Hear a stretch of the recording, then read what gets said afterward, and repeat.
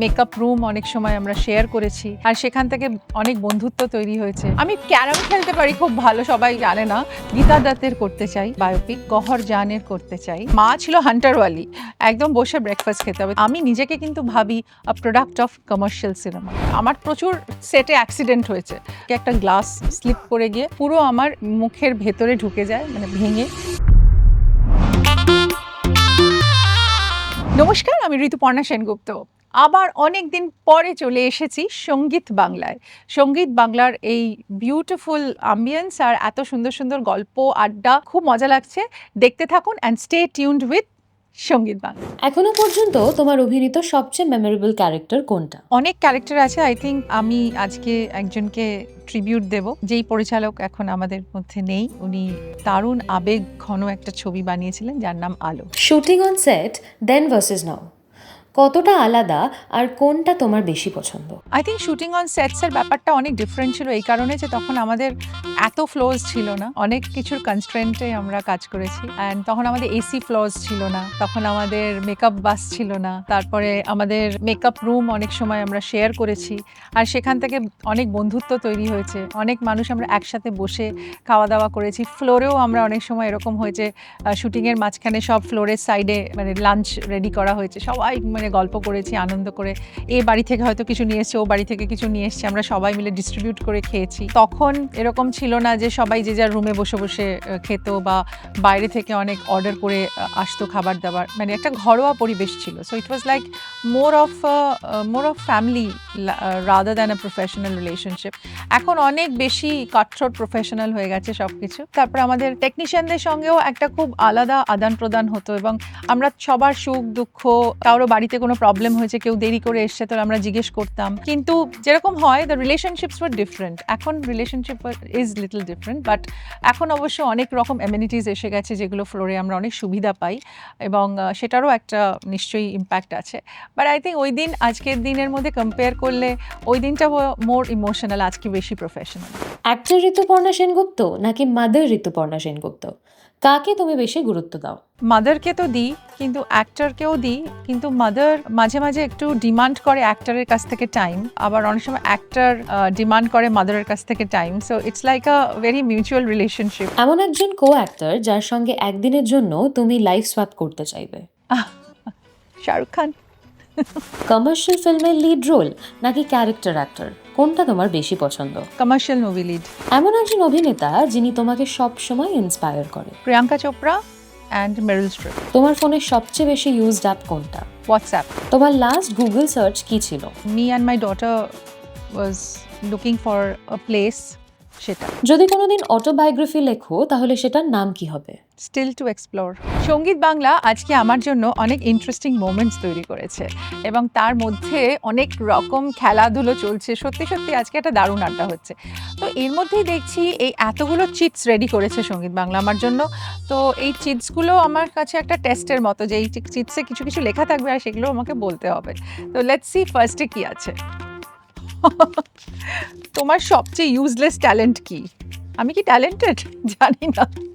Well, আমি carrom খেলতে পারি খুব ভালো, সবাই অনেকে জানে না, কিন্তু সেটার কোনো মানে ইউজ হয় না। কিন্তু আমার মনে হয় I want to make it useful. লোকে বলে সেলেব্রা একই আউটফিট আর রিপিট করে না, সেটা কি সত্যি? এইটা একটা লোডেড কোয়েশ্চেন। তো আমার মনে হয় অনেকে মানে রিপিট করা যায় না অবভিয়াসলি। আমাদের একটা অনুষ্ঠানে একটা পড়লে আবার সেটা অনেক ছবি ওঠে, অনেকে এটা নিয়ে কমেন্ট করে, তারপর আবার আর একটা জায়গায় যেতে গেলে সেম পোশাক পরলে আবার সেটা নিয়ে আরও অনেক ট্রোলিং হয়। আর তার থেকেও বড় কথা হচ্ছে যে ডিজাইনাররা তাহলে কি করবে? ডিজাইনাররা যদি নতুন নতুন আউটফিট না দিতে পারে তাহলে তো সেটা একদম হয়ে যাবে। বাট আমি যেটা করি, অনেক সময় আমার হাজব্যান্ড এটা বলে, তোমাদের এত পোশাক লাগে কেন? তো আমি তখন বলি, না শোনো, একটা পোশাকের পরারও একটা মজা আছে। পোশাকটা একদিন পরলাম, তারপর সেই পোশাকটাকেও কিন্তু ডিফারেন্টভাবে পরা যায়। সেটা যেন কিছু এক্সপার্টিস লাগে, সেটা আরেকদিন বলবো।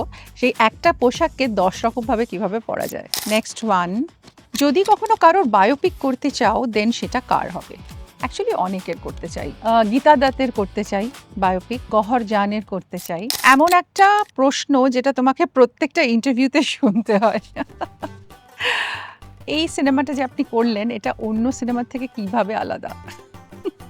নেক্সট ওয়ান, প্রথম রেমিনারেশন দিয়ে কি কিনেছিল? অ্যাকচুয়ালি প্রথম রেমিনারেশন দিয়ে আমি কিছু কিনিনি। প্রথম রেমিনারেশনটা নিয়ে এসে মাকে আর বাবাকে দিয়েছিলাম। এসে বলেছিলাম যে এটা আমার ফার্স্ট রোজগার, প্লিজ এটা তোমরা অ্যাকসেপ্ট করো আগে। শ্যুট চলাকালীন তোমার এম্বারেসিং মোমেন্ট? আমার প্রচুর সেটে অ্যাক্সিডেন্ট হয়েছে, তো ওইগুলো আমার এম্বারেসিং। ইনফ্যাক্ট আমি একটা শট দিচ্ছিলাম চক্রব্যূহ ছবিতে, যেখানে চন্দন সেনের হাত থেকে একটা গ্লাস স্লিপ করে গিয়ে পুরো আমার মুখের ভেতরে ঢুকে যায়, মানে ভেঙে, এবং আমার একটা এখানে গজদাঁত ছিল, সেটা ভেঙে যায়। এরপরেও প্রচুর হয়েছে। একবার একটা সাউথ ইন্ডিয়ান ফিল্মে কাজ করছিলাম, সেখানে এরকম টেবলস রাখা ছিল, যেটা ভেঙে ফেলবে হিরো এসে, মানে অবভিয়াসলি মানে ভিলেন আর হিরোর মধ্যে ফাইট। তো এটা না শিরিষ কাগজ, মানে যেরকম মানে ফলস টেবলস বানায় না, ওরকম করা ছিল। তো ওটার উপর আমি জোরে বসতে গেছি, পুরো সেগুলো তো তাসের ঘরের মতো ভেঙেই পড়লো, আর আমার হাতটাও ভেঙে গেল। তোমার জীবনের কোন ফেজটা আবার ফিরে পেতে চাও? সেই ফেজটা ফিরে পেতে চাই যেই ফেজে আমার বাড়িতে সবাই ছিল, আমার মা, বাবা, আমার ঠাকুমা, আমার পিসিরা, মাসিরা, যাদের আর কোনোদিন দেখতে পাবো না। লিড রোল না অনসাম্বল কাস্ট, কোনটা বেশি প্রেফারেবল? এটা ডিপেন্ড করে মুভির উপরে। লিড রোল করেই আমি সারা জীবন এসেছি। অনসাম্বল কাস্টের মধ্যেও প্রত্যেকটা চরিত্র যখন গুরুত্বপূর্ণ হয়, সেটারও একটা আলাদা ইম্প্যাক্ট হয়। তোমার লাইফে জনরা কি? রোম্যান্স, থ্রিলার, কমেডি, সাসপেন্স নাকি ড্রামা?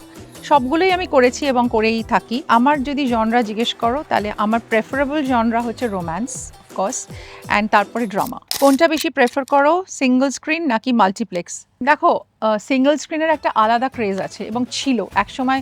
তখন মাল্টিপ্লেক্স যখন ছিল না, তখন সিঙ্গল স্ক্রিনই আমাদেরকে বাঁচিয়ে রেখেছিল।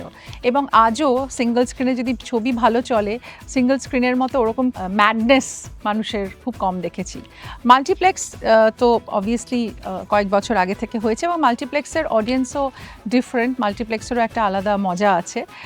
কিন্তু আই থিঙ্ক সিঙ্গল স্ক্রিনের একটা অন্য উন্মাদনা আছে। শ্বশুরবাড়ি জিন্দাবাদের সেটে তোমার প্রথম দিনের এক্সপিরিয়েন্স ঠিক কেমন ছিল? ওয়াও, এটা কবে কোন শুটিংটা করেছিলাম সেটাই ভাবছি। একটা আমাদের ব্রেকফাস্ট টেবিলের সিন ছিল, এবং সেখানে রঞ্জিত মল্লিক ছিলেন, অনামিকা সাহা ছিলেন, আমার ছোট বোন যে করেছিল সে ছিল, এবং আমার সিনটাই ছিল ফার্স্ট আমি সিঁড়ি দিয়ে লাফিয়ে লাফিয়ে নেমে আসছি, এবং বাবাকে বলছি আজকে ব্রেকফাস্ট করবো না, বেরিয়ে যাব, আমার কাজ আছে। আর মা প্রচণ্ড রেগে যাচ্ছে, বসে একদম, মানে মা ছিল হান্টারওয়ালি, একদম বসে ব্রেকফাস্ট খেতে হবে। তো বিউটিফুল সেট বানানো হয়েছিল, হরদার ছবি, এবং সেই সিনটা আমার মনে আছে, যেখানে আমাকে অরেঞ্জ জুস খাওয়াচ্ছে মা। অ্যাওয়ার্ডস আর বক্স অফিস সাকসেস, কোনটা বেশি ইম্পর্টেন্ট তোমার কাছে? দুটোই আমার কাছে ইম্পর্টেন্ট। অ্যাওয়ার্ডসের তো একটা ডেফিনেটলি আলাদা আনন্দ আছে, যেটা ঠিক বলে বোঝাতে পারবো না। সেটা মনে হয় যে কাজের একটা স্বীকৃতি, কাজ আমাকে একটা দারুণ মানে জায়গায় পৌঁছে দিয়েছে, তার স্বীকৃতিটা অন্যরকম। আর অ্যাওয়ার্ডস আমাকে আরও বেশি ইন্সপায়ার করে এগিয়ে যেতে, এবং অ্যাওয়ার্ডসের ইন্সপিরেশনটা আমি বলতে পারবো না যে কতটা আনন্দের। প্রত্যেকটা অ্যাওয়ার্ডসই আমার মনে হয় আমাকে আরেকটু এগিয়ে দিল। আর commercial success is very very important for every film. এই কারণে বলবো যে কমার্শিয়াল সাকসেস হলে আরও ভালো ভালো কাজ হবে, প্রডিউসাররা আরও এগিয়ে আসবে, আরও ইন্ডাস্ট্রি বড় হবে, ইন্ডাস্ট্রি আরও বেশি কাজ আনবে, এবং আমরা ইন্ডাস্ট্রির সঙ্গে আরও বেশি কাজ করতে পারবো। আমি নিজেকে কিন্তু ভাবি a product of commercial cinema. Till now তোমার অভিনয় করা সবচেয়ে পছন্দ ক্যারেক্টার কি? সেটা তো অনেক ছবি, যেরকম তরুণ মজুমদারের আলো, সৃজিত মুখার্জির রাজকাহিনী, রাজা সেনের আত্মীয় স্বজন, শিবপ্রসাদ নন্দিতার অলিক সুখ, প্রাক্তন, বেলা শেষে, বেলা শুরু, পারমিতার একদিন, আমি যেই ছবিতে আমাকে জাতীয় পুরস্কার এনে দিয়েছিল, দহন, ঋতুপর্ণ ঘোষের উৎসব, আমার হিন্দি ছবি মাই মেরি পত্নী অর वो, রিসেন্টলি আমি করেছি বেলা, পুরাতন, পার্সেল, অনেক অনেক, মানে আমি ঠিক মানে এখন করতে গেলে অনেক বড় লিস্ট, হরদার, দায় দায়িত্ব, এবং আমি আমার সব ডিরেক্টরকে করজোরে জানাবো যে আমি খুব গ্রেটফুল, তারা আমাকে এত ভালো ভালো সুযোগ দিয়েছেন এবং দিচ্ছেন। একজন অ্যাক্টরের ওয়ার্স্ট নাইটমেয়ার কি? যখন সে মনে করবে সে আর পারফর্ম করতে পারছে না, তার কাছে এমন কোনো চরিত্র আসছে না যেটাতে সে স্যাটিসফ্যাকশন পাবে। একজন অ্যাক্টরের ইনসিকিউরিটিস খুব বড় nightmare. Actors always have to be very positive.